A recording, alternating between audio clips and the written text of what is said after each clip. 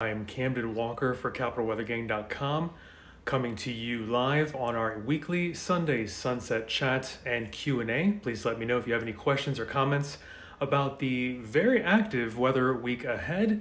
We start blustery and cold, then by the middle of the week we warm back up after a maybe light wintry mix early Wednesday morning, settling down a little bit on Friday and hopefully into the weekend. We can stay near or around average with our temperatures, a little more settled with the next rain chance, perhaps waiting until Sunday evening or Sunday night. Again, I'm Ken Walker for CapitalWeatherGang.com. Anytime you need us, we're there 24/7. We'll go over the latest forecast. Here it is at CWG.news/latest. And as you can see, we are windy Monday, Thursday, and Friday. A little bit calmer Tuesday and Wednesday as the temperatures finally rebound a little bit back, a little bit toward average. But sunshine could be limited at times this week. We do see the chance of strong storms on Thursday, maybe light wintry mix on Wednesday. So we have a lot to talk about. Good evening, David and Burr, says Charlene. Alex, hello. Paul, good evening. You want some snow? Maybe Wednesday morning very early. Could see a little wintry mix. And David, another roller coaster week. Yes, indeed, it is ahead. And Evangeline, was really cold yesterday and today. One more cold day tomorrow, and then we should be a little better. And yeah, and Laura, I will get to the pollen report shortly. And Alex wants the warmer weather now, so Thursday you might like that, Alex. And hello, Peter. Thanks for joining in. I'm Camden Walker for CapitalWeatherGang.com. Average high temperature this time of year should be near 60 degrees there for this upcoming week. So we are going to be fighting to stay near average, and then we pop above average on Thursday.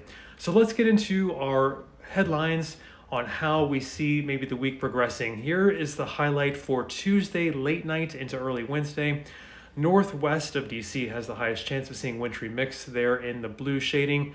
So don't worry too much, especially around the Beltway, but we could see some precipitation falling in the form of maybe a little bit of snow pellets, sleet.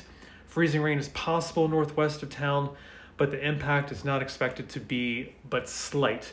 West of 95 is where the focus is, and higher elevations north and west of town have a better chance of seeing a very slight impact. But remember, the sun is strong this time of year. As clouds clear Wednesday morning, we should see the roads improve pretty rapidly if there was any impact at all to the roads. But mainly, we're thinking sleet, freezing rain is the chance, maybe snow at higher elevations.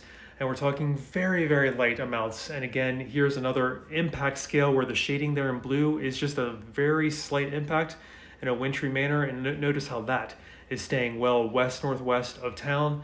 So we have to go maybe into the higher elevations northwest of town. So let's say west of I-95 and maybe even in northern Maryland, maybe even near Winchester. That's where we see the main impacts, but I don't want folks even around the Beltway seeing a wintry mix, a very light wintry mix on early Wednesday morning, thinking that we did not announce this and that there will be major impacts to the roads, because there will not be.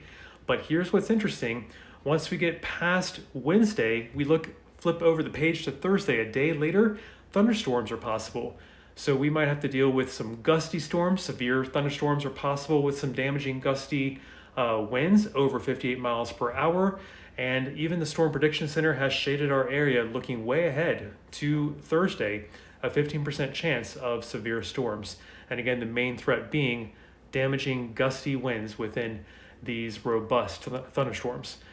So we will need to keep an eye on that. So make sure you stay weather aware as we go through this week. We are always, anytime you need us, at CapitalWeatherGang.com. I'm Camden Walker. Thanks for joining on this weekly Sunday Sunset Chat.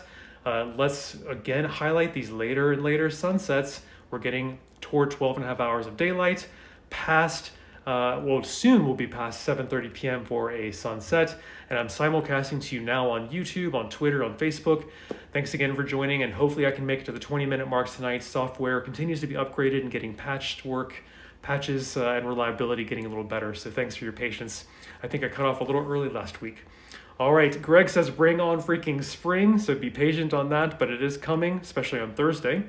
And Diane, snow on Skyline Drive this morning. We could see a little bit more of that, especially Wednesday morning early this week.